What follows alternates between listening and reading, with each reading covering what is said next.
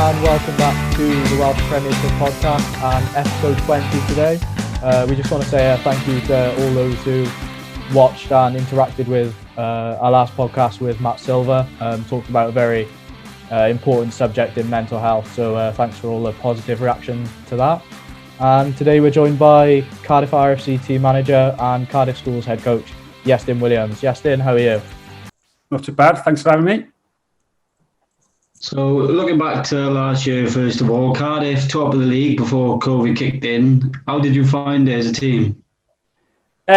Obviously, as you know, all sort of Prem teams and every team in Wales, probably the season ended disappointing and fast and stuff. But you know, obviously 100% for the correct decision regarding the COVID pandemic and so on. But for us, unfortunately, we were at the top of the league.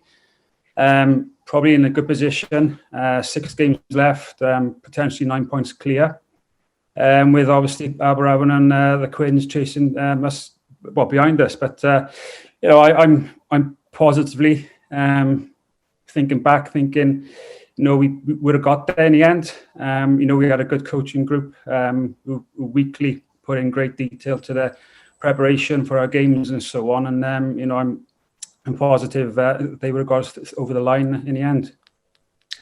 And how did COVID affect you personally, with obviously rugby being wrapped up early and, there just being no rugby played in general? Well, as everyone, but frustrated that, you know, desperate to get back to rugby, obviously. But obviously the pandemic has taken its course and so on, and obviously health comes first. But the first lockdown was obviously the weather's nice and so on, so got a bit of DIY in the garden, built myself a little man cave in the back, a sort of pub, which has been great fun over the summer. But the second one then, sort of more towards myself, looking after my body, got myself a bit more fit, did a few challenges and just sort of focused myself mind-wise as well, you know, just get back to normality as soon as you can, probably, hopefully.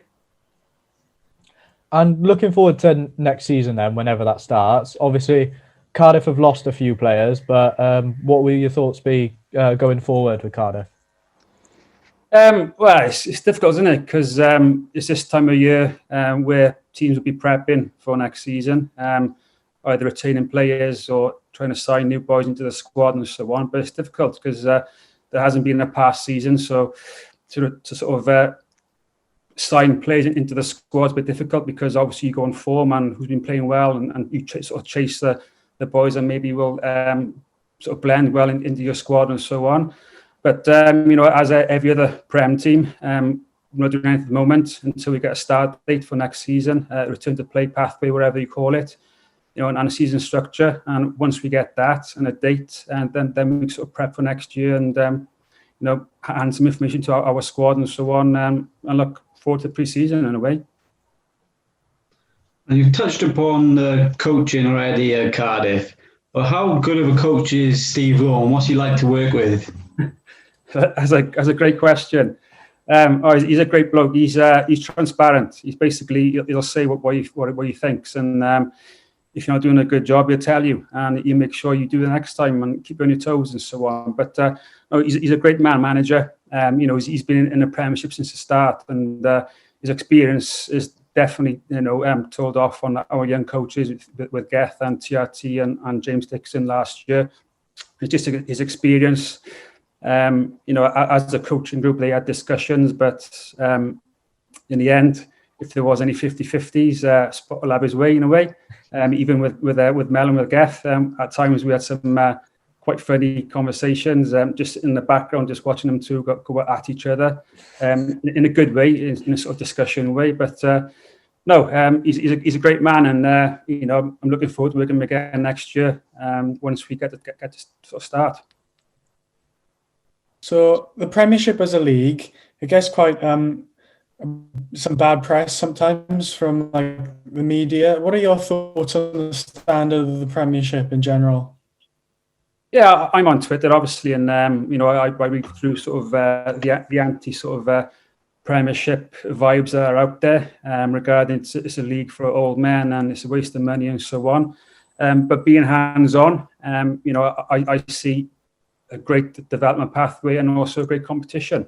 It's a stepping stone for these youngsters to make themselves better, to become pro players. It probably doesn't make a pro player, but it gives that stepping stone and experience for youngsters to gain, sort of valuable game time.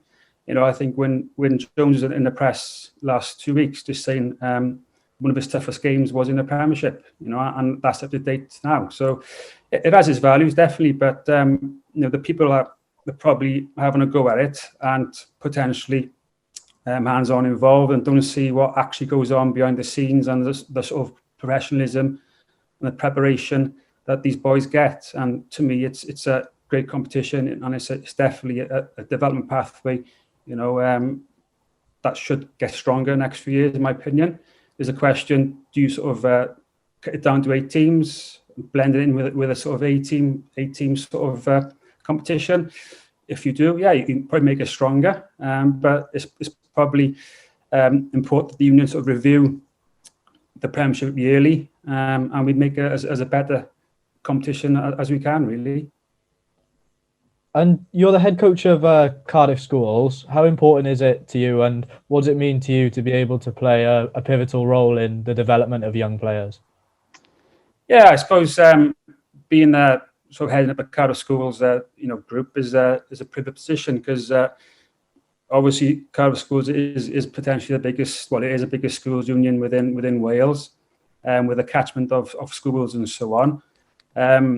I think there's 18 schools, where other districts might have 4 or 5 schools. But Do a Shield for me is a stepping stone. It's a start. It's where the foundations are laid in a way. We give potentially the best rugby year so far of the young players live, and then pass them on into the regional age grade at the 16s. But personally, for me, I've done it for the past 12 years now, and the experiences I've had personally, it's not just good for the kids themselves, but the staff involved as well. Especially seeing boys coming through the system, becoming pros, playing for Wales. It's a small part of the pathway. I understand that it's a year of their lives in a way, but it's the foundation where they start, and it's where the sort of good sort of habits and so on, should be taught and carried on through the pathway then. And you touched upon some boys going on to international level. You got the likes of new boys coming through now, Johan Lloyd, Lewis Rhys-Sandwich, Sheedy. Who are some of the best players you worked with at Cardiff Schools? Well, you've named obviously a few there. Most talented, probably Ben Thomas, a natural gifted rugby player. Who's obviously come through the system. He's with Cardiff now. He played for Cardiff RFC in our cup winning season. He's just ball in hand. He has time. And I personally believe he'll come through over the next few years and hopefully be a Welsh international. But I've been doing it for 12 years, so there's so many names I can name. I think at the moment there's 26 Cardiff school boys out there playing or involved in academies or the pro game. So it's a pathway for the boys to start off with, as I said, and for myself and the other coaching staff, it's great to see the boys coming through. How important is it that you try and keep the boys who don't quite make the academy? How important is it that you keep them in rugby? 100%. I mean, you look at the drop off once you come to 16 years of age. That sort of walking away because they're not picked for the academy and so on. It's massive, and I know the union are working hard on retraining these boys, especially in that sort of age bracket. But you got to look back and remember the sort of late developers. Look at Iestyn Williams. He didn't develop until he's probably 18, 19. So I think it's massive. It's a huge sort of gap in our game, maybe that needs improving regarding making sure that we retain these boys either by playing club rugby or in the schools, and give them as much rugby as they can, sort of thing. And you mentioned Ben Thomas. He's probably the prime example, really. How important is it that these regional age grade players can drop down and play in the Premiership and get that experience? Yeah, it's massive. It's game time. It's where they sort of learn a trade in a way. I previously mentioned it's not probably a competition which makes you a pro, but it's definitely a competition where you gain experience, vital experience from. And he came down to us. Well, he's obviously in the system, but 2019 season, I think it was, he sort of made it with us in a way. He stood out potentially as a star of the future and so on. And no, but I mean, the Premiership is there for a reason, isn't it? There's no other competition in between the programme at the moment. So I think we have to make the most of it and make sure that these youngsters get plenty of game time and develop. And do you have any ambitions to take your coaching further? I probably haven't got any coaching ambitions. I'm obviously heavily involved with being team manager of Cardiff RFC, and I've been team manager within the Blues region for 8 to 9 years now with the age range under 18s, and did a stint with the A's 2 years ago. So I'm probably pushing towards that more really than the coaching. And I enjoy the schoolboy coaching, and the 15s. But I think you also need to understand where your sort of limit is in a way. Working as a team manager and seeing the way the detail and the information that's given across by the Prem coaches. I'm seeing things which are presented, which I don't see as myself, sort of thing. Where, for example, Gethin or TRT last year were identifying these few things. I'm thinking, well, oh yeah, I see it now, sort of thing, but I didn't see it myself. So I think it's that level of knowledge and level of detail you require. And, I'm more than happy doing what I do with Cardiff Schools. As I said, it's a privileged position to be in. And, it's the one I want to possibly stay in for as long as I can. What are your thoughts on the Cardiff Blues rebranding, and what sort of impact will the rebranding have on the Cardiff RFC club side? You're probably asking this to the wrong person. Being born and bred in Cardiff and being a massive Cardiff rugby fan since I was a young boy, I'm flat out blue and black. So Cardiff rugby has always been there for me since I was a youngster. It's where I fell in love with the game and so on. I remember going down to the Arms Park on a Wednesday night watching Cardiff rugby on a pool in a full house, in the blue and black colours. So it's obviously being biased, being a Cardiff boy. It's nice that they will be back, playing in black and blue next season. Obviously at the top end of the game in a pro game and so on. But obviously, reading through Twitter and so on and social media, there's been a lot of sort of people against it. But for the region itself, nothing changes. It's just same for the RFC, nothing changes. We're still playing the Premiership, and we can continue as we are. And I know you've been doing a little bit of fitness recently. In January, you ran/walked 124k for Mind UK. Can you tell us a little bit more about that and why you decided to do that?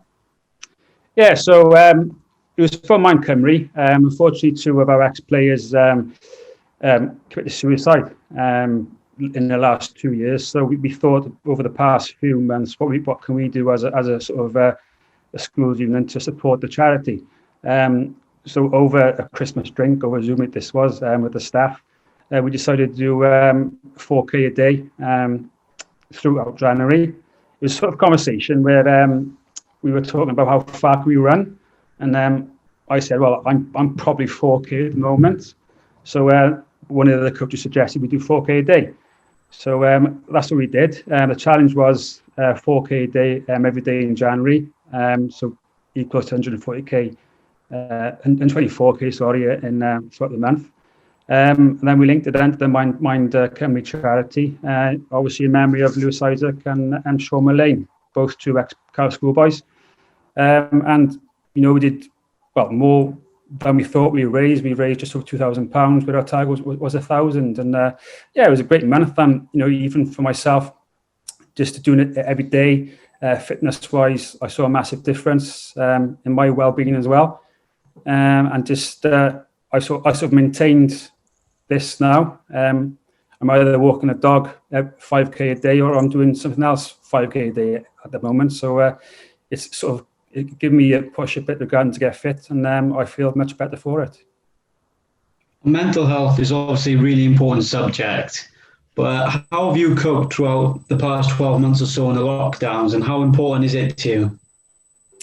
It is important. Obviously, I've got a young daughter and so on, a young family. So, it's important that we keep ourselves on our toes and keep ourselves busy. As everyone over the past year, life's been difficult, but I know it's been difficult for more people than just myself, maybe, and so on. But I think I've been fortunate. I've kept in touch with my mates and so on online. If anything, we've become closer because it's been easier to sort of contact over a Zoom call or so on. I got a mate living out in Jersey, which I haven't seen probably twice or three times in the past 10 years, but in the past 6 months, I've seen nearly every week, over a Zoom call, obviously. But mental health is a massive subject, and it's important that we're transparent with it, and that people feel it's easy to talk with other people about things and maybe sort of worrying a bit. Yeah, and you're also taking part in something called Go the Distance with Adam. Can you tell us a little bit about that? Yeah, so Adam was around the schoolboy, do a shield. So that the link is there, obviously, with myself being the head coach of Cardiff Schools. So I thought, I'd link up with that, and obviously give my support through Cardiff Schools to Adam and the cause as well. So I'm currently doing that. Was it March the 9th-ish, is it? Something like that. At the moment, I can't remember what day it is. But so I'm I'm doing 5K a day for that as well. So my aim is to do 100 miles this month. I'm getting there, but I'm on target, and hopefully over the next few days and the rest of the month, I'll get there in the end. You mentioned earlier, going back to your coaching experiences and working with Gethin. How good of a coach is he, and how well is he doing at the moment with Wales? Yeah, Geth, I'm not surprised he is where he is, because I remember when he was announced as a potential defence coach before Christmas, I tweeted he will be good, because he will be, and he has been. He's shown that in his 6 editions this year so far.